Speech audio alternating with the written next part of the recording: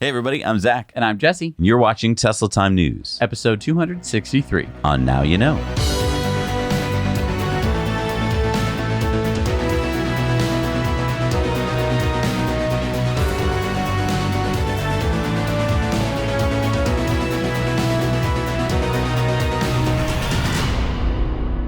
We are brought to you, as always, by our amazing Patreon patrons. Please help support this show. Head over to patreon.com/nowyouknow. We have lots of great perks that you can sign up for. We just had our monthly live stream with some of our patrons. It was really nice to be able to talk to you guys directly.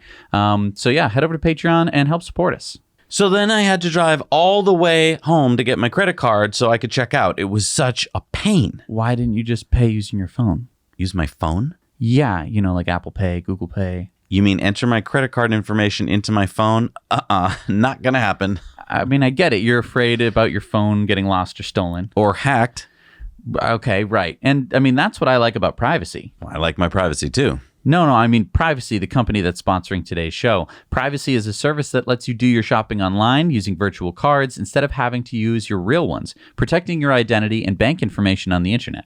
And right now, new customers will get $5 to spend on your first purchase. Go to privacy.com/nowyouknow to sign up now. Oh, right. I could have used Privacy. So here's 3 reasons why you're going to like Privacy. Number 1, anonymous shopping. With Privacy, you can use whatever cardholder name and billing information you want at checkout. Number 2, worried about sketchy websites? Using Privacy is like using cash, so you don't have to worry that they have access to your banking information. And number 3, merchant locked cards. With Privacy, your card's locked to the first merchant they're used at, so if your details get stolen, the thief won't be able to use the card anywhere else. Head to privacy.com/nowyouknow and sign up for an account. New customers will automatically get $5 to spend on your first purchase. Go to privacy.com/nowyouknow and sign up now and help support this channel. And we're brought to you by BigBattery.com. No matter what you need to power, Big Battery can provide you with the latest battery tech at the best price per kilowatt hour, guaranteed.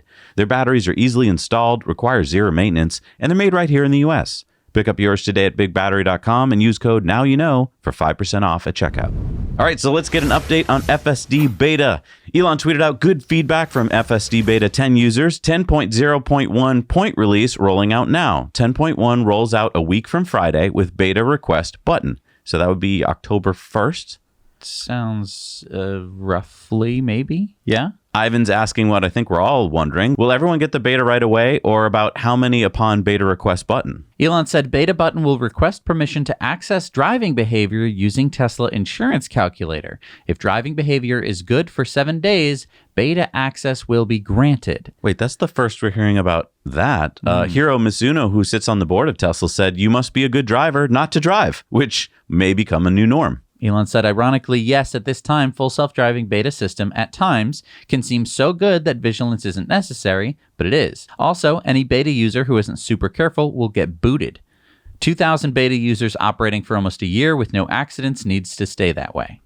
Silicon Valley Club said, "How are you judging good behavior over the 7-day period?" Elon said Tesla Insurance Calculator will show status in real time and tell you what actions are needed to be rated good driver. Black Model 3 asked, will beta button judge your driving 7 days before you press the button or 7 days after, then it sends it? Elon says 7 days after approval to log driving styles. So for people like me who read that first tweet and were like, uh-oh, I'm a good driver, but, I'm a defensive driver. So they don't have your data up until when you agree to that. Right. Okay. So don't worry. You can be a terrible driver and then just be really good for 7 days. Wipe and the slate clean. Yeah, gotcha. That's nice. Jason asked, will FSD subscribers be eligible for the beta? Elon said yes. Well, that makes sense. Mm-hmm. And then Tesla and the Gong said, is the Tesla Insurance Calculator on shadow mode world over? Elon says no, has to be turned on by car owners. Okay, so to your point, they don't know until you say yes. Which is smart. Well, and probably legal. It's just nice that they haven't been secretly marking you down as bad driver for whatever reason. And then Silicon Valley Club says, if you are on autopilot a lot, how does it calculate it? Elon says good. So it calculates it good? Like you being on autopilot. Okay. And then Nevin said what a lot of us are probably thinking. He said, I always take Elon Musk's tweets with a grain of salt. I'll believe it once I see a software update that had the button. Elon says it will be there. All right, so wait, you have to be a good driver before you can become an FSD beta driver. Mm-hmm. And so what will Tesla be looking for during that week? I mean, like, do you drive faster than the speed limit? Is that what they're looking for? I think it's probably everything that an insurance adjuster, just imagine, right, that you have an insurance adjuster sitting in the seat next to you. I think you just want to drive like you're on your road test. But I mean, do you think it's just viewing what the car does, or do you think that little camera turns on and it's looking at your attentiveness during autopilot? Yes. So, I mean, that's why I'm saying that there's an insurance adjuster in your car. They are probably going to be making sure that you're not on your phone, that you're not driving with your knees. And yeah, probably attentiveness to the road is something that they definitely want to make sure of before they grant you access to it. And to wrap up, Holmar's catalog said, in the video below, the Tesla was not driven manually by a human for even 1 second, not even 1 inch. It went from parking lot to parking lot entirely on its own, controlled by software using just cameras to drive the car. Mind-blowing, isn't it? Elon says, remarkable how few people realize this capability exists. Many think it's 5 years away. Most people think it's 20. With public beta rollout in coming weeks, awareness should improve dramatically. Pretty incredible. So, I mean, that's really exciting because this has been something that has been pushed off for 2 weeks and 2 weeks and 2 weeks. It could get pushed off another 2 weeks. It could. Again, this doesn't mean that everyone who bought full self-driving is going to get the button, right, or in fact get the ability to start logging their driving behavior in order to get the button. Now, some people have been saying whoa, but I've already paid for full self-driving. Mm-hmm. This is not full self-driving. This is full self-driving beta. Right. So they can determine whether or not you get to do it. Right. The big question to me is when they will roll out full self-driving fully, is that going to be 5 years from now, though? We don't know. We don't know. That depends on regulators. So another autopilot story this week. Ray for Tesla retweeted Tesla owners Austin's tweet that all police departments should be aware of how to slow down and stop a Tesla that's occupied by an unconscious person. What? Well, this happened last Thursday night on an overpass in Glendale, California, when a woman suspected of driving under the influence, and get this, it appears her husband was following behind her in a VW, trying to stop her vehicle with the Tesla app, which you cannot do. He apparently then called the police. Why he didn't just get in front of her car, we don't know. The California Highway Patrol officer got in front of her and safely stopped the vehicle. She appeared to be passed out, and the officers got her out of the vehicle safely and administered a DUI test and found her to be driving under the influence. And so Ray for Tesla tweeted out, driver's life is saved by autopilot. Aristotle tweeted out, also other road users who might have otherwise been killed. And Elon said, exactly. If you watch this reporting by the news, they're just like, I can't believe it. Wow, this so dangerous, this autopilot thing. Yeah, overconfident Tesla drivers. Just to take a step back, with the slightest amount of research, I found that in California alone, in 1 year, there were 1,066 alcohol-impaired driving fatalities. That's about 3 per day just in the state of California. Were these all Teslas? No. In fact, I don't think hardly any of them were Teslas. Maybe being drunk makes you a little bit more confident about your abilities. I can get home, right. No problem. This is not Point me to my car. Right. This is not a new thing, right? People will get into their cars, whether they're sloshed or not. And yeah, I mean, some people will be like, oh, I should take a cab. Good for those people. I mean, in the United States, 1 million drivers are arrested per year for driving under the influence. Those are just the people who are caught and arrested for it. Yeah, I mean, does the media focus on what an amazing technology Tesla's autopilot is, that it just saved at least one life, probably more? Because you remember that 1,066 number. She is not a part of that statistic. Right. And she was not even involved in any collisions. She was safely brought to a stop even though she was passed out in the driver's seat of a car. Should she have been in that driver's seat? No. Is that Tesla's fault? No. Tesla doesn't have breathalyzers in the car, something that she might be seeing in her future. And I want to point out, if you think that she got in the car, passed out, and the car kept driving, she had to have been awake enough to keep responding to the alerts that the car gave her, and she had to have touched the wheel. If she didn't, this is what would have happened. We recorded you passed out in a car, and within seconds, the car stops safely on the road. So if she had been, overcome by some ailment, or if she had just passed out entirely, the car would have stopped her. Exactly. Now, would it have pulled over to the side of the road? No, that's a myth that a lot of people seem to think that it pulls over. It will stop in the middle of the road. It will turn the hazard lights on, though. Yep. So that's about as good as you can really hope. A lot of people say, well, it should just pull over. Right now, the law makes it a little questionable whether it can actually do that under autopilot, because it could, drive off a cliff. Exactly. And I think better to stay in its lane. I mean, before you know it, the police will be there. So exactly. And so much better than the alternative. If this car didn't have autopilot, what would be the alternative? Within seconds of her passing out, she would have hit something or she would have flown off the road. what I'm upset about is the media. Instead of covering this as a positive that technology saved lives this day, they are covering it as overconfident Tesla drivers. They're overconfident in themselves. Human drivers suck, period. Okay? The fact that this car was able to do the driving and save this person is amazing, and that's what we should be celebrating. And I think it's exactly this sort of media reporting that allows this sort of thing to happen. So the Wall Street Journal interviewed the head of the National Transportation Safety Board, Jennifer Homendy, and she said Tesla shouldn't roll out the city driving tool before addressing what the agency views as safety deficiencies in the company's technology. She went on to say basic safety issues have to be addressed before they're then expanding it to other city streets and other areas. It has clearly misled numerous people to misuse and abuse technology. So I just want to stop here for a second. Okay. Is she saying that drunk woman was abusing the technology? Well, she said the city driving tool. And the city driving tool should be full self-driving beta. And there have been no collisions with full self-driving beta. And no one has been misled about full self-driving beta because there's only like 2,000 testers, as we know. Right. So I don't think she even understands what she's talking about. I don't think she understands what she's saying. Yeah, I mean, Homendy was appointed to the NTSB by Trump back in 2018, and in May of this year was nominated as chair of the NTSB by President Biden. Now, going back a little ways, Homendy previously had been a legislative representative for the AFL-CIO from 1997 to 1999, and then from 1999 to 2004, she was the legislative representative for the International Brotherhood of Teamsters.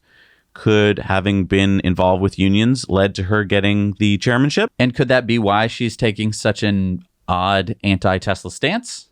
I mean, don't we have better things to worry about, NTSB? I mean, how about the drunk drivers? How about just the people who are drunk driving on the road? Or texting. It's a huge problem. It's not. It hasn't gone away. Yeah, texting. I know, exactly. It's really weird that we focus on such a small minority of drivers on the road and go like, this is a problem. Has she even driven a Tesla? Well, what problem? There's been 2,000 beta testers. Not one of them has gotten into an accident in a year. And out of all Teslas on the road, Tesla has shown with their own data that Teslas on autopilot are 9 times safer than the average American car. Now, luckily, the NTSB can only make recommendations. So this isn't NHTSA, this is the NTSB. So hopefully everyone will just ignore her and let's move on. But speaking of misleading and irresponsible, let's talk about the GM Bolt. Yeah, let's go from a company that cares about human lives to, well, GM, who last week told Bolt owners to park 50 feet away from other cars. Elon responded with, sigh. So, how did this actually come about? How did this happen? We now take you to the GM board meeting in progress, where they are discussing possible solutions for the Bolt battery fires. Okay, let's sharpen our pencils, everyone. We got an important task today. We have to figure out a solution to the Chevy Bolt fire problem. Okay, Peterson, head of accounting. What do we know so far? We have recalled 142,000 Chevy Bolts, which has so far cost the company $1.8 billion. So far, there have been over 10 fires caused by manufacturing defects with the LG battery cells. All right, so what are we going to do about it, people? Anyone? Hello? Anyone at this table have a clue? What do we pay you people for? Sir? What? I'm just a new I'm just a new engineer here at GM, but we could do what Tesla is doing and build our own batteries to really high standards so that these kinds of fires don't happen. Shut up. You're excused. What's your name? Martin, sir. Okay. All right. Thank you. Yeah, please escort Martin out of here. Get him out of the building. Make sure to get his keys. Anybody else have any ideas on how to get out of this mess? We could ask Bolt owners to park 50 feet away from anything flammable. I'm listening. Well, I mean, we know that many more Bolts will probably catch on fire, sir, right? But when they do catch on fire, if there is nothing else around them to catch on fire, then, well, what have we lost? Just a Bolt. We could start a new campaign. Chevy Bolts need their space. And we have come up with a new product to increase revenue, sir. We're calling it the Bolt Bunker. 10,000 pounds of concrete and steel, and the deluxe version will come complete with an automatic sprinkler system. I have a commercial queued up here. Folks, Vinny Bamboozolini here, your trusted automotive advisor, here to tell you about a new product I'm sure you're gonna love. The Chevy Bolt Bunker. How many times has this happened to you? Have you parked the car 50 feet away from anything combustible, Harold? Remember, it could catch on fire. What a pain in the butt, am I right? With the Chevy Bolt Bunker, you don't have to do nothing. Just park your car in there, and you're all set. 10,000 pounds of concrete and steel. Nothing is getting through that. And the best part is it's affordable. Well, I mean more affordable than your house going up in smoke. Am I right? It's just 90 payments of $99.95. What's that? Do I hear you asking, what if I live in the city? Well, we can install a Bolt Bunker right out in the street. It's gonna look lovely. There you have it, folks. The Chevy Bolt Bunker. Problem solved. Now go enjoy your Bolt while it lasts. Do not let children or pets enter the Bolt Bunker. GM is not responsible for people or animals that get stuck in the bunker. Vinny Bamboozolini is not a trusted automotive advisor. The Bolt Bunker will not stop your bolt from catching on fire. The Bolt Bunker will not keep GM from going out of business. That's brilliant. What's your name? Jensen, sir. Jensen, you're our new head of electric mobility. Make it happen, Jensen. I've got my eye on you. Great. So we can get out of here early. I think I can just about make the 1 o'clock tea time at the country club. Margaret, have my golf bag brought out to my car. So GM is pausing Bolt SUV and EUV production until at least October 15th, and it is unclear when GM will have the software to diagnose which batteries need to be recalled. So to me, the even bigger issue here is that 142,000 Bolts are sitting out in the world that all have to be kept 50 feet away from practically anything other than a Bolt bunker, and GM doesn't have a timeline on when they will be safe again. So safety, but also EV credibility. I mean, thanks, GM. You now just ruined EV credibility for a lot of people out there who don't really follow EVs closely, but know that Bolts are scary. Well, and I mean, I thought that there was going to be this recall where they were going to be doing repairs. That all seems to be just a bunch of lip service. They're not going to be doing any of that. They're just waiting for all of these bolts to catch on fire. Now, not a lot of bolts have caught on fire up until this point, and I don't expect there to be like thousands of fires across the United States, but I don't know. We don't know. Nobody knows. I mean, these batteries could have been degrading over time and now are in their ripe stage for fires. Well, and I just want to say 50 feet might sound easy if you're sitting in a glass tower somewhere, but 50 feet, just look around you right now. Look out your window. Draw a circle 50 feet around a car. Okay. I mean, and you might be saying, okay, well, when I go to Home Depot, I can park in the way back of the lot, and that's going to be far away from. But I mean, talk about your house. You know, are most people's driveway even 50 feet long? No. So what, are you going to be parking at the end of the driveway? That's a really good point. If you take your Bolt to go on some errands, where are you going to park it? How are you going to charge it if you have to park your Bolt 50 feet away from your house? Yeah. And then let's say you live in, I don't know, the city, any city at all. How do you park 50 feet away from anything? It's a city. Yeah. Without the Bolt bunker, you're screwed. Yeah, it's not looking too good. And again, where are the regulators? Yeah. Where are the people going? Exactly. GM needs to buy back these things. They're not worth anything, and you can't even sell them. You can't even trade them in because they have an active recall notice on them. That you can't just like go to Tesla and be like, well, I'll sell my Bolt and buy a Tesla. Yeah. You can't even do that right now. No, I mean, when have we ever heard of this happening before, that a recall happened and all of those cars were now dangerous? And the NTSB, they're focusing on Tesla right now. I'd be focusing on the 142,000 Bolts that are out there that are potential fire hazards. All right, who's ready for Giga-Fest? Tesla just announced the Gigafactory Giga Berlin Brandenburg County Fair on October 9th. So we're going to see Elon with the world's biggest pumpkin, or who can drink the most beer? Yeah, I mean, are we going to have some deep fried, pickles, deep fried, maybe some deep fried batteries? I'm trying to think of what else you could have. But I mean, yeah, this sounds fun. Yeah, there's going to be factory tours of the new Gigafactory. There's going to be Model Y rides. So if you attend, please send us a video, because you have to pre-register for this event, and they're not going to accept everyone. You're going to get notified by email if you're accepted. So yeah, go pre-register if you live in Germany or if you're going there. And please send us videos of the fun times you're going to be having in just a few weeks. And if you would just take a couple seconds and hit the like button, it really helps support this show. I know that that's a weird thing to say because you're just hitting a button with a thumbs up on it. But that goes into the algorithm, and the algorithm likes it when you do that. So that would help our video out. So please just take 1 minute and do that, and we can move on with the show. All right, so we're constantly telling you to get involved on this show, and Elon's asking for you to do that too. He said, please add your voice to the public comments. Support is greatly appreciated. Humanity's future on the moon, Mars, and beyond depends upon it. Thanks, Elon. So what is he asking us to do? SpaceX needs permission from the FAA to keep doing what they're doing down at Starbase because, I mean, they're launching rockets and it's near public lands. So they're holding some public hearings. You can go see them online on October 6th and 7th, but they're also looking for comments, and you can mail your comments in, and here's the address. You can also email your comments in, and here's the email address. And so if you're sitting there like, yeah, well, someone else will do it. No, someone else isn't going to do it. No. It's going to have to be you. So take a minute.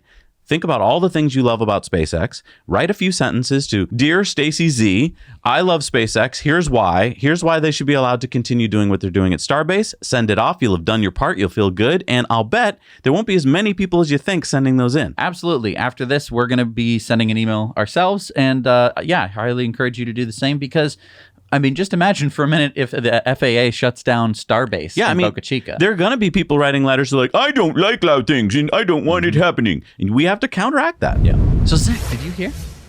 GM announced last week that every all-electric 2023 Lyriq debut edition has already been reserved. Wow. So let's see. GM is a huge company. Yeah. So that must be like what? Like 1 million Lyriqs reserved? No, actually, it's not that many. Not as many as that. Okay, well, so let's say like 500,000. That's amazing. In just 19 minutes, 500,000 cars got... No, it's lower than that. It's like 100,000? Lower. 50,000? Lower. 5,000? Lower. Lower than 5,000? Yeah, according to some Cadillac dealers, we're talking 1,500 Lyriqs were reserved. But I mean, hey, only took 17 minutes to reserve 1,500 cars. Now, GM hasn't publicly announced that number, probably because they want the story to be about sold out rather than only 1,500 cars in 2023. So remind me again about the Lyriq. Right. So the base price is just under $60,000, 100 kilowatt hour battery pack, 340 horsepower, rear wheel drive, range of more than 300 miles is all we've been told, 190 kilowatts of DC fast charging. Just to put this in perspective, by the way, the Cybertruck had over 40,000 reservations in the first day, 250,000 in the first week. And then if we look at like the Ford F-150 Lightning, they had 44,000 reservations in the first 2 days. So 1,500 is kind of a joke, in my opinion.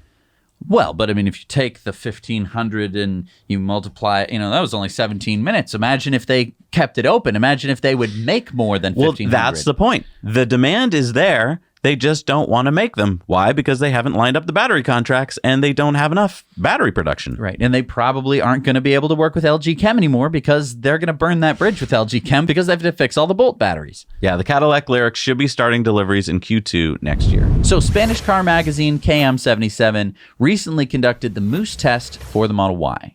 Moose test? Is that like how many moose you can put inside the car? No, it's to simulate swerving out of the way of a moose while at high speed.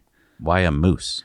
That's just the name of the test. You could be swerving out of the way of anything, a child, a ball, a giant obelisk that appeared in the middle of the road. I don't know, anything. Okay. This is just to simulate that. What does it tell us? Like if the car can swerve? I mean, looking at this footage, it looks pretty normal to me. Well, it may look normal, but now compare the Model Y to the Toyota RAV4. Whoa! It completely lost control. Yes. Wait, they're doing the same test? This is the exact same test. The interesting thing here is that the RAV4 lost control at 74 kilometers an hour. Wait, so 75 miles an hour. So like that's highway speeds. No. 75 kilometers an hour. Oh, that's 45 miles an hour. That's like back road speeds. Yeah, that's like what you'd typically be driving on a suburban street. And that's how bad it turned out? Yeah. So, I mean... So wait, a ball... Let me get this straight. A very common occurrence. A ball or something rolls out in the middle of the street. You swerve to miss it, and then you lose control of the car? Right. And that's at 45 miles an hour. So this really explains when, you're watching Wham Bam Tesla Cam and someone on the highway does a little swerve maneuver, and then suddenly just starts flying across the highway and smashes into the Jersey barrier. The reason that happens is because the cars are inherently unstable. And I just want to point out, this test was done in broad daylight with perfectly dry road conditions. Exactly. No rain, no ice, nothing. This really shows why Tesla cars are safer even when you shut off all the safety systems. Tesla's released data quarter after quarter showing the safety of Tesla cars with safety features on and with safety features off. And a lot of people are always confused why, with the safety features off, is the car usually well over 2 to 3 times safer than the average car on the road. Yeah, this explains it. This explains it exactly, because as soon as you see a problem, oh no, I need to avoid. Now you're no longer a liability. You can put the car right back to where it needs to be. Whereas if you're in many different cars fail the Moose test. Many cars that you'd be surprised about. You'd think probably, oh, the RAV4 should be, it's a very common car. Yeah, Google your favorite car Moose test and see what you see. Exactly. And Elon agrees. He says maneuverability is important for safety, and he's absolutely right. So we've been hearing all about a horrible EV tax in Victoria, Australia. So we thought we'd bring you someone who's actually doing something about it. Chris, take it away. Thanks, Zach and Jesse. Okay, I know that most viewers on this channel already get how good electric vehicles are. They're actually better for our health, our environment, and your wallet. But in my state of Victoria, Australia, they actually introduced what is called the world's worst EV tax that penalises drivers from making this switch. From July 1 this year, owners of plug-in hybrid and electric vehicle owners had to submit to the Road Authority an odometer reading. And when your car rego, that is your car registration, is due, you have to either pay 2 or 2.5 cents per kilometre driven. Lifetime ownership cost is actually estimated to be more than $5,000. The state government introduced this tax because they say that because electric vehicle owners don't pay fuel excise, they don't pay for their fair share of road use. However, fuel excise, a tax on fuel for people who pay for fuel, actually has not paid for the road since the 1950s. It's a federal revenue and it goes to consolidated revenue. So that argument is absolute garbage. This EV tax by the Victorian government has already been sold on this line and is a rushed cash grab tax on electric vehicles that will see our state, in fact Australia, left behind. This tax makes the cost of ownership even harder and will put the brakes on EV adoption. The flow-on effect of the electric vehicle tax are many. It will prevent Australia from cutting its emissions and improving air quality. Transport makes up more than 20% of our carbon emissions, and by increasing the cost of electric vehicle ownership through disincentives taxes like these, it will mean that our second largest contributor to global warming will actually probably be prolonged. From a health perspective, this clean air tax is bad for everyone in our country as well. Many owners like myself fill up our cars with clean green sun rays, and our cars don't emit PM 2.5, NOx and other harmful particulate matter that costs our nation billions of dollars in healthcare and sadly results in several thousand deaths per year. So here's what I'm doing, as well as Kathleen Davies. We're taking the Victorian government to the High Court of Australia, arguing that this tax is perhaps unconstitutional.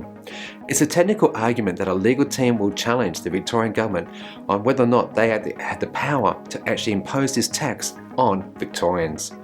We have a fundraiser on Chuffed, link is below, and if you can, please do consider supporting our work and helping cover our legal bill. Also, Now You Know viewers, please do share this information out to the greater wider world, because this is a bad thing to be doing right now. It discourages EV adoption. And Zach and Jesse, thank you very much for allowing me to come on your show, and keep up the great work. Wow. Not only is Chris bringing us this awesome reporting, but he's actually doing something about it. Be sure to use the link below. That's chuff.org/project/EV tax to help support this effort against this anti-clean air tax. And Americans, make sure you change your currency to US dollars, because you'll be giving that extra 38% of freedom bonus cash. I just love what Chris is doing, because not only is he reporting and educating us on what's going on with this bogus tax, but he's actually putting his money where his mouth is, and he's going to go fight it with their Supreme Court down there. So fantastic. Like, I can't say enough, Chris. And we need to support him, because if you think, well, that's just Australia, I don't want to help him because I don't live in Australia. If it happens in Australia, it's going to happen in other places. But if we shut them down there, they'll get the message that we're not going to stand for it. Exactly. So RJ Scringe, Rivian's founder and CEO, tweeted out last Tuesday, after months of building pre-production vehicles, this morning, our first customer vehicle drove off our production line in Normal. Our team's collective efforts have made this moment possible. Can't wait to get these into the hands of our customers. I'm a customer, first day customer. That's the right color. So drive it over here. Oh, well, that's great. So, I mean, you've gotten like some correspondence with their delivery specialists or something like that? Let me check my email. Okay. No. I have not. But I mean, you're a first day reservation holder. Why wouldn't you be getting some kind of, I mean, shouldn't there be some kind of communication? Even just a form email that's like, yeah, you should expect your car and blah, blah, blah, right? This doesn't bode well. Does not bode well. So, I mean, it's great that they're delivering vehicles, but who are they delivering the vehicles to? Yeah, I mean, instead of RJ being in it should have been a customer. Should have been me. So Tesla just released a video about their Tesla Glass. So we're here in Los Angeles at our Glass Technology Center, where we make all the prototypes for all of our vehicles. And to give you a real life example of the acoustic performance of our side drop, just roll up the window here. And to give you an idea of how comfortable the experience is in our vehicle. Now, I was kind of surprised that Tesla put this out. It didn't really do that much for me. Like, I knew that they had pretty good glass on their cars. I know that there must be some people who don't know that, but I don't know. It's so random when Tesla puts out videos. It's, you know, like, I love it that they do it, and, Right. And there's nothing against this, but like, it was just kind of weird. I mean, what I'm hoping for is that this is like the first in a series, and that they're going to show different aspects I've of thought the that car. before, though. I wish this was a version of the series Right. before. I don't know. Yeah. And also, it's just weird because, like, this isn't that innovative. A lot of companies are doing sound isolating glass. So, Right. I don't know. They are at least, you know, in the head of the pack. Yeah. Tesla Time News is sponsored by Cybertruck Owners Club. There you'll find a crowdsourced reservation tracker that you can update and find your place in line. We're number 20. Check out their website for Cybertruck news, discussions, and community for Cybertruck enthusiasts and future owners. So CEO Bhavish Agarwal claimed that his company, Ola, sold 2 electric scooters every second when they first went on sale last week. 2 per second? Yeah, Ola says that they had 80,000 sales in the first 12 hours of their S1 and S1 Pro all-electric scooters. Oh, right. So this is the Indian company Ola. In India, gas-powered scooters are very popular because they're cheap and they can get around easily in cities. But the S1 is going to give the ICE versions a run for their money. Yeah, the S1 has a pretty big battery, 3 kilowatt hours, for a range of 121 kilometers or 75 miles. And the Pro version is even bigger, 4 kilowatt hours for a range of 181 kilometers or 112 miles. Both models have an 8.5 kilowatt motor, which is very beefy. Yeah, that's a top speed of 90 kilometers an hour or 56 miles an hour for the S1, and a top speed of 115 kilometers an hour or 71 miles an hour for the Pro version. And all this for a starting price of $1,350. Yeah, I can see why they're flying off the virtual shelves. These are being built at that future factory that we talked about a few weeks ago, and they should be producing 2 million scooters per year soon, and 10 million per year in the next few years. Yeah. So the former CTO of Tesla, JB Straubel, announced last week that his new company, Redwood Materials, the battery recycling company, will be building a new 100 gigawatt hour battery recycling plant in the U.S. Redwood's press statement said, Redwood's mission is to create a circular supply chain for electric vehicles and clean energy products that make them more sustainable and drive down the single most expensive component, batteries. We've shared a lot about our recycling work, which is certainly a core component of the battery sustainability equation, but it is only the tip of the iceberg for Redwood. Redwood will produce strategic battery materials in the U.S., supplying battery cell manufacturing partners with anode copper foil and cathode active materials. We plan to transform the lithium-ion battery supply chain by offering large-scale sources of these domestic materials produced from as many recycled batteries as available and augmented with sustainably mined material. These two products reuse all of the lithium, copper, nickel, and cobalt that we already recover from old batteries. These materials will be built from more and more recycled batteries every year, but in the immediate future, we need to ramp EV production faster than the number of existing EVs will reach end of life and therefore be available for recycling. This is the only way we can scale these critical building blocks to meet the US's 2030 electrification goals. In order to achieve a sustainable energy and transportation future, we need to start now and expand our manufacturing base beyond what our current operations could support. By early 2022, Redwood will announce a site for our North American battery materials manufacturing facility and begin ramping production, aiming to produce 100 gigawatt hours a year of cathode active materials for 1 million electric vehicles by 2025. By 2030, we expect our production output to scale to 500 gigawatt hours per year of cathode active materials, which would enable enough batteries to power 5 million electric vehicles, or nearly half of the U.S. annual vehicle production. Wow. That is really exciting news. Yeah, I mean, we're going to have to stay tuned to see what the actual recycle rates are for these materials and if they can do it cost effectively to compete with mined materials. But if they can, this could solve a lot of supply chain issues and help drive down the cost of future batteries. And it can put the kibosh on people who go, oh, these batteries, once you're done with your EV, you throw the battery away. It's in a landfill, it's toxic, and you're going to die. It's like, no, unlike the gas that you burn goes up into the atmosphere and you're coughing it up, you can take the battery, put it into a factory,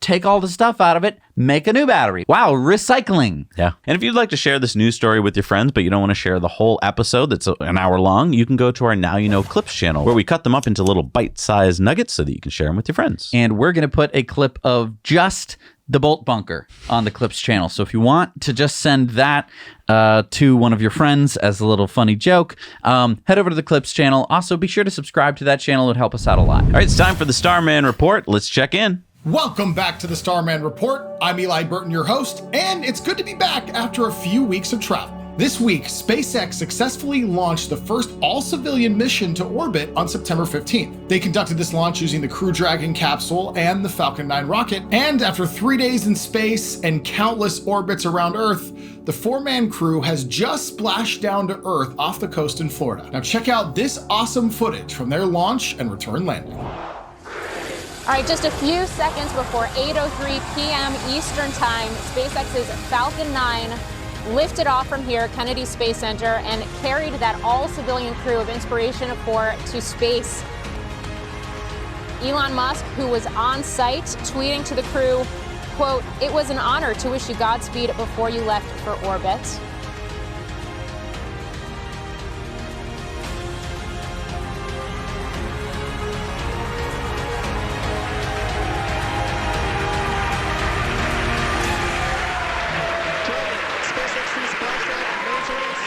This mission has been fun to watch, and it has an inspiring story. If you want to find out more about the crew and the Inspiration mission, there is a Netflix documentary that I highly encourage you to watch. And if you watch all the episodes that are there, there's still going to be another episode or two coming in coming weeks, as they share their experiences of orbiting Earth and seeing the world from SpaceX's Kubala port on top of the Crew Dragon. It's really incredible that this year has been the true start of the private space travel era. Branson went up to space for a minute in his jet plane. Blue Origin set up Jeff Bezos and a few of his friends to suborbit for a few minutes.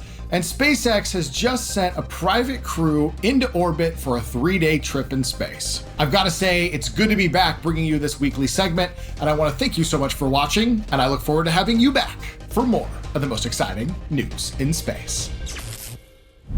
Thanks so much, Eli. Yeah, I loved watching the Inspiration 4 launch. It was really something else. I mean, yeah, typically astronauts need to be the best of the best, which means that they're so smart, disciplined, and focused that they're not that relatable. However, this crew of astronauts consisted of everyday people who would probably be turned down from an astronaut program. Haley, for example, would have never been accepted to any astronaut program as she had an internal prosthetic in her leg as a result of her fight with childhood cancer. Yeah, I want to give a special thank you to the crew, their families, and everyone working at SpaceX, because it really was truly inspiring. And here are some firsts. Haley Arsenault is the youngest American person in space at 29 years old. Wow.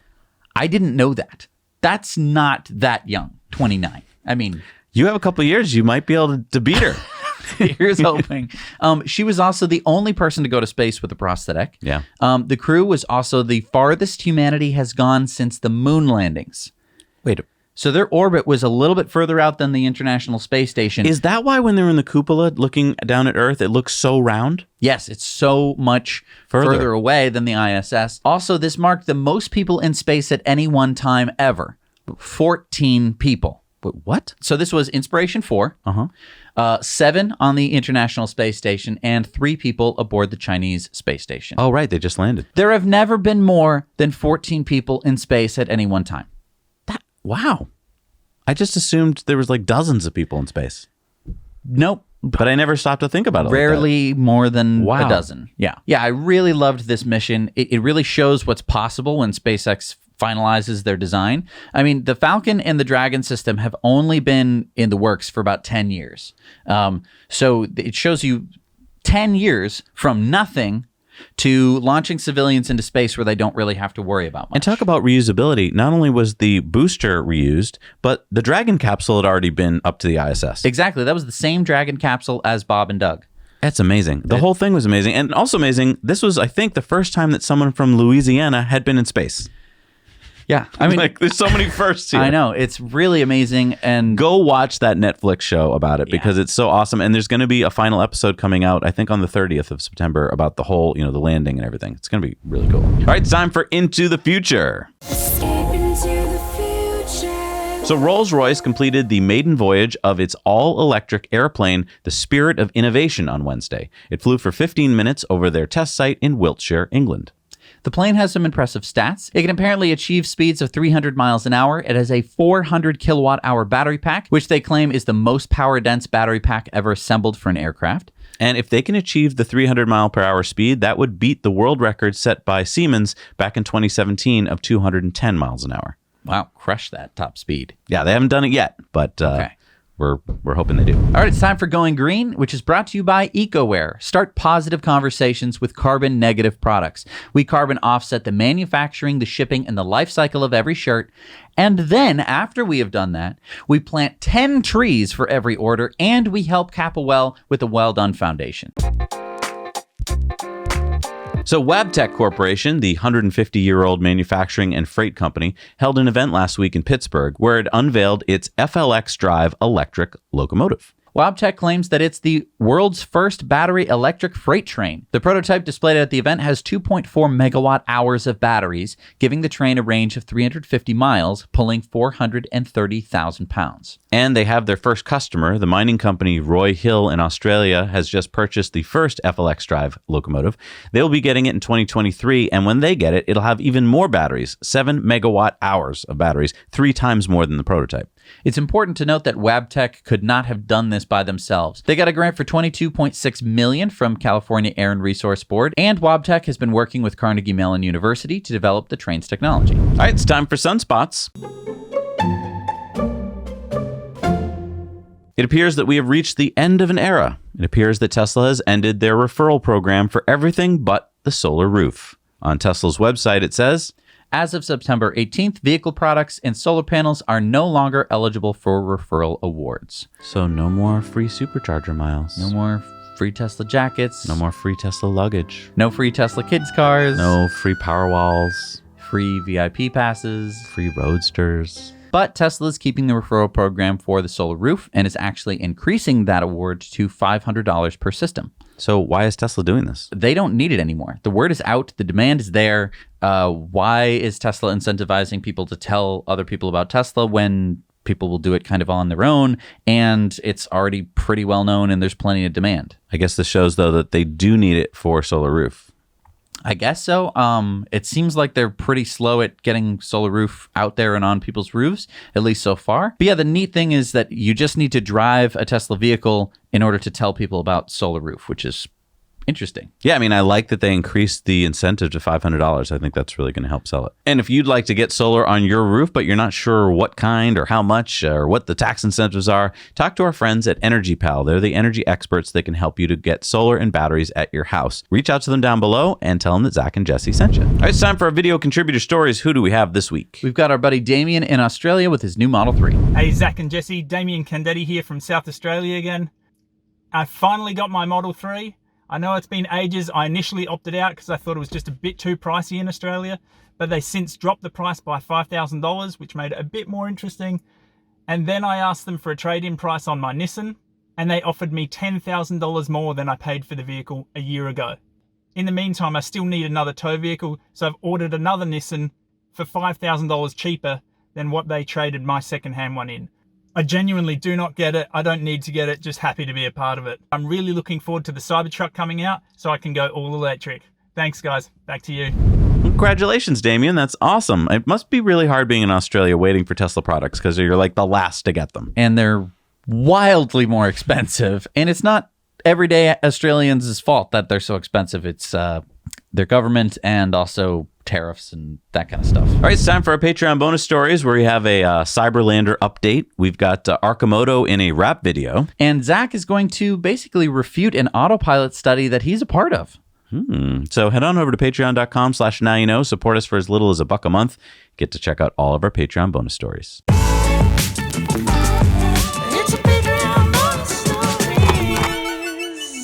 All right, we're back from the Patreon bonus stories. That was a long one. Woo. A lot of good stuff in there. It's time for the shout outs. These are the people that support us at $5 or more a month. Who do we got this week? We've got Eric Huff, Austin Meyer, Klaus Smedgard, Travis Hagen, Gary Comier, Richard Nuth, P.E. Noonan, Robert Miller, Frederick Bernard Aluger, Sean Swaniker, Daniel Tipton, Sean Walker, Scott Wetton, Kevin Gilhool, Peter Law, Burke Andreas Olsted, Jesse Noland, Stephen A. Cherney, Greg Sloan, Arian Mahler, Tim Bertram, Wessel Fick, Reginald Blackwell, and Jerome J. Castanguay. Thank you so much for supporting this channel. We can't do without you. All right, it's time for Elon's tweets of the week. And Elon said, I'm not saying there are UFOs, but there are UFOs. What? What is he talking about? So you haven't seen the UAPs? No, I know. Does he have inside information or something? I don't know.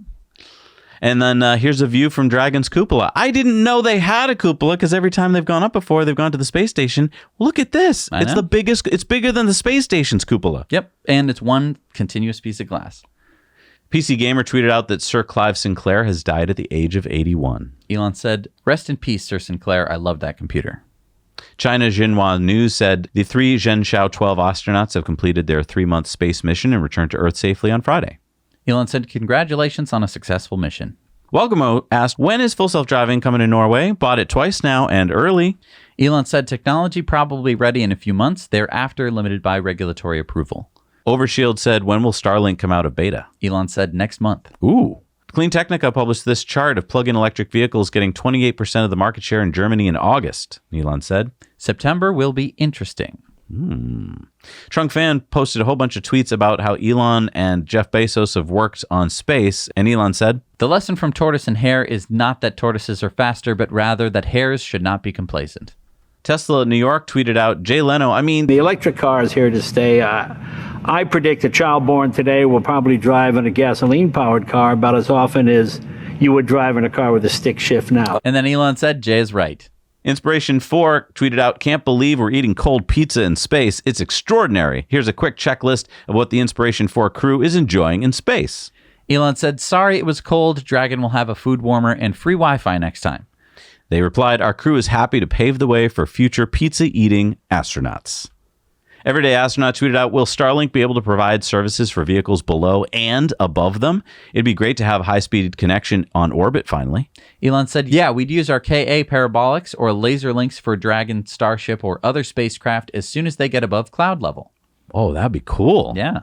Holmar's catalog says it won't be long until Tesla adds an option to enable autopilot at the start of every drive. Instead of taking an extra step to get into autopilot after putting the car into drive, it'll take an extra step to get into manual driving after starting in autopilot. Elon replied saying, automatically drive to most obvious location unless the occupant says otherwise. Then Elon tweeted out, this engine, the Raptor engine, needs to be 10 times lower cost. Order of magnitude change is good reason for a new name. What really matters is not yet another advanced rocket engine, as there are many such devices, but there has never been a cheap, less than $1,000 per ton force of rocket engine, not even close. So, did the math, that would mean each Raptor he thinks he can get down to $185,000 each? That would make space travel a lot more affordable, wouldn't it? Can each of us just buy a rocket engine at that point? No, you put it onto things. Why would move that tree? Do you buy a turbine engine? No. You get on an airplane and you pay a lot less money to go around the world. Kate said this is far and away the funniest post about Teslas. Basically, a guy drawing a special line around a car. Elon said probably will trap a Tesla with the production autopilot build, but won't work with full self-driving. Using a ring of cones would stop full self-driving, though. Why are you telling these people this stuff? Bryce Tech said SpaceX launched nearly 124,000 kilograms of upmass in Q2. Elon said still basically nothing compared to the orbital mass flux needed for base on Moon or Mars. Tesla and the Gong said, that's where Starship comes in. Do you foresee a time when Starship will be assembled in low Earth orbit? Elon said, yes, that's where Starship comes in. And then, no, they're not going to build it in low Earth orbit. He says, but it will get refilled and maybe cargo transfer. Then Nafnala said, when I was in college, I started laying out and trying to minimize dependency trees for Mars industrialization. Came to the conclusion that the mass flux would take centuries and wrote the concept off. The concept of getting that much mass to Mars felt implausible in the near term. You apparently saw the same problem, Elon, but instead of stopping there, jumped to the seemingly insane, we'll just mass produce reusable heavy lift rockets. People who don't let the seemingly insane stop them unless it's literally impossible is what the world needs more of. Elon says making life multiplanetary is an extremely hard but not impossible problem. He is absolutely right about that. Inspiration 4 said, happy, healthy home. And Elon said, count me in for $50 million. And then Mark Frohnmeyer, the CEO of Arcimoto, said $5,000, count me in. And this, of course, is giving money to St. Jude's. And so far, they've raised over $210 million. I mean, $100 million's coming from Jared Isaacman. Still. $50 million's coming from Elon. Still. Yeah, I mean, still. They did raise the money. Yeah. Tesla owners Austin said, what really gets me excited is when people experience delight with the product. I don't think there are all that many things where you really experience delight. And if you can make the product good enough, that is far exceeds people's expectations. I think that's amazing. And of course, that's a quote from Elon. Elon said, so few products that you truly love. I wish there were more. Electric Cyber Farmer said the President of the United States has refused to even acknowledge the 4 newest American astronauts who helped raise hundreds of millions of dollars for St. Jude. What's your theory on why that is? Elon said he's still sleeping. The Mars Society tweeted out that U.S. and China cooperation or competition in space. Elon said some amount of cooperation would be good. And then Button Presser tweeted out this meme. Elon said seems that way. All right, it's time for results of our poll. What was our poll this week? So we had asked, do you think full self-driving beta button is coming out on October 1st? And 152 people said yes, 106 people said no, and 46 people said that they don't know. So, I mean, that points to yes. It does point to yes. All right, I'll take it. All right, it's time for Community Mail Time. Community Mail Time. Tim spotted this Polestar 2 in Round Rock, Texas. Kerwin in Groningen, the Netherlands, spotted this beautiful Model 3 because you, of course, wanted some beautifully colored Teslas. Nice background, too. Yeah, Barney in Orem, Utah, found this one. Wow. I don't even know what color that is. That's metallic something. And a pretty good background, too. Yeah.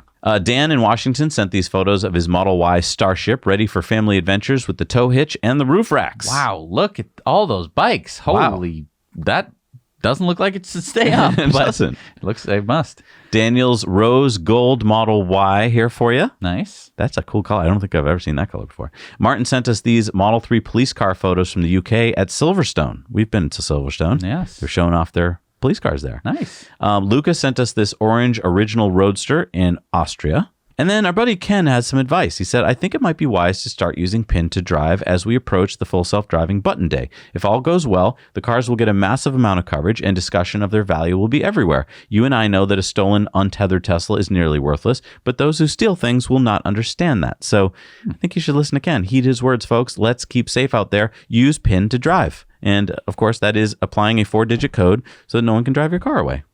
Yeah, it's also a nice safety feature for children. Yeah. All you have to do is pull the stock with the phone in the car. Kids, they're wily these days. Wily little buggers. All right, it's time for Supercharger reviews. Let's see what we got. Hey, Zach and Jesse, this is Mike Martin here in West Palm Beach, just off of I-95 at the Palm Beach Lakes exit at the Palm Beach Outlets. This looks to be a brand new Tesla Supercharger, 8 stalls. I'm assuming it's going to be level 3. I don't know for sure yet. It's in a great location right here at the Palm Beach Outlets Mall. It's got a food court with a Subway and Sparrow, as well as there's a Zaxby's just outside, Red Robin. Lots of things you can do inside the mall, as well as there's a Whole Foods and a PetSmart and all sorts of things you can do for errand-wise. The Supercharger is on the back side of the mall, so it's a little further of a walk if you want to go anywhere outside the mall or Zaxby's, but it's a great spot. 9 out of 10. Now you know. Hey, Zach and Jesse, this is Terry in Henrietta, Texas, off of 287 and 148 at the 12 12-stall Supercharger. Looks like we got some dinosaurs here. Just for the audience. We're in the parking lot of the Steak and Shake. It's a Pilot, Texas' best smokehouse to eat. I think they're open 24 hours a day. About a half mile up, we got a hotel on the opposite side of the freeway.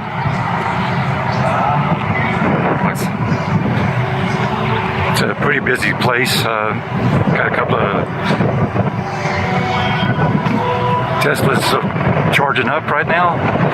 Anyway, I give this about an 8 out of 10.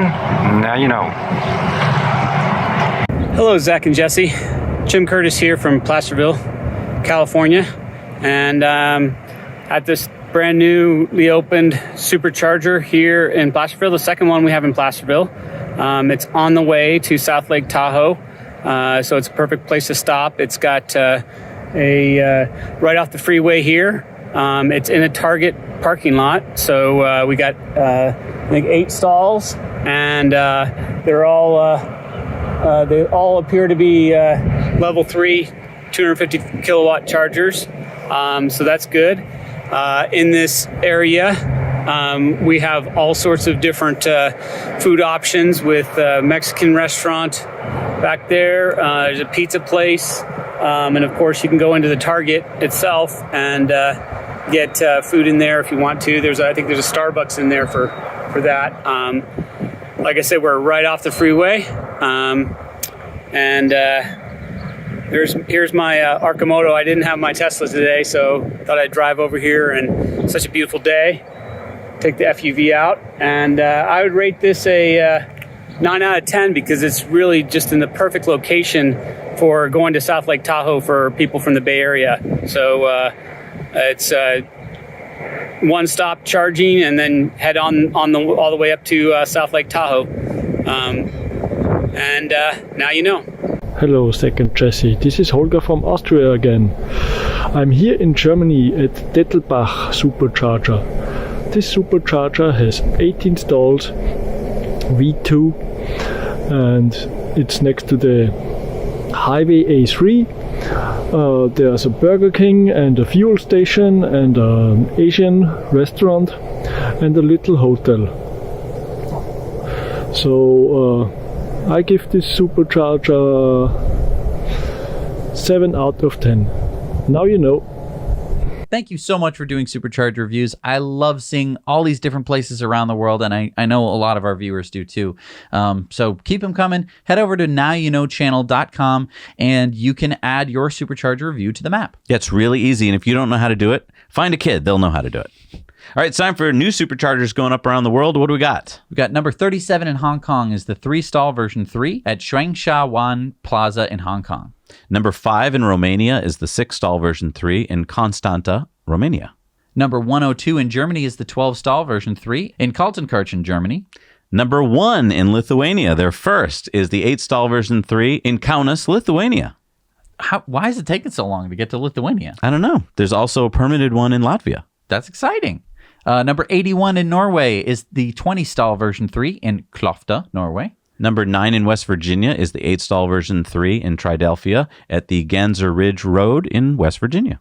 And number 240 in California, number 1,134 in the United States, number 2,942 in the world is the 20-stall version 3 in Sacramento at J Street in California. That's so exciting. And it's time for a Patreon giveaway. If you want to join us into this big barrel of fun, head on over to Patreon. The more you support us, the more chance you have to win. We're giving away a $30 gift card. Don't forget, we design everything with solar energy. We're completely offset. You buy a tea, we plant 10 trees. And the winner is Ludwig Douay. Congratulations, Ludwig. You're going to get to choose whatever you want at EcoWare, including, maybe a Tesla shirt. We have a few of those. And a lot of other cool designs. We got new ones coming up every week.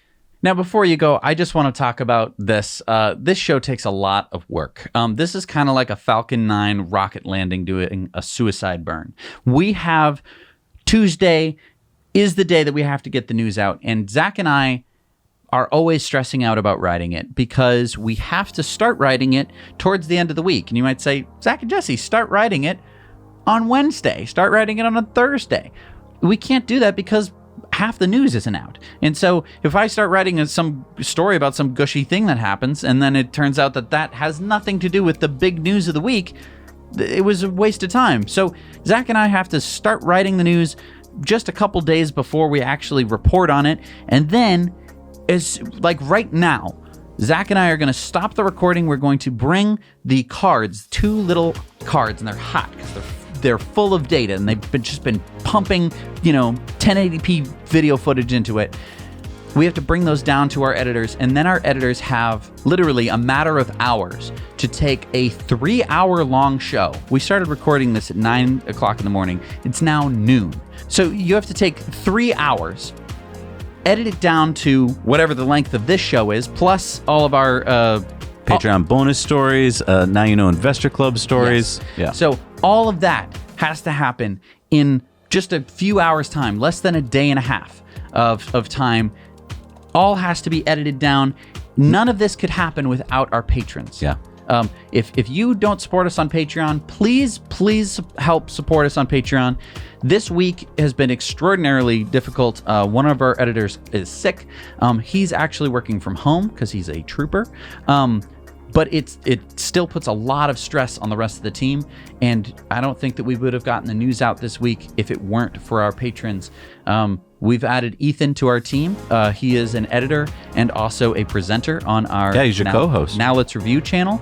He's a great guy, and also he's helping this week especially edit the news and get it out to you at the right time. So we could not have hired him if it wasn't for your support on Patreon. So I just want to thank our patrons so much, and realize that the more you help support us, the more we're going to be able to do. Exactly. In terms of the news, in terms of in-depths, in terms of other things and other projects that we're going to be working on. So any little bit helps, and we try and create as many great perks over on Patreon as possible. One of the perks you're seeing now, the people scrolling by, these people make this show possible, and I want to thank each and every one of them. Thank you so much for watching. Please make sure to hit the like button if you haven't already. We'll see you next week. Now you know.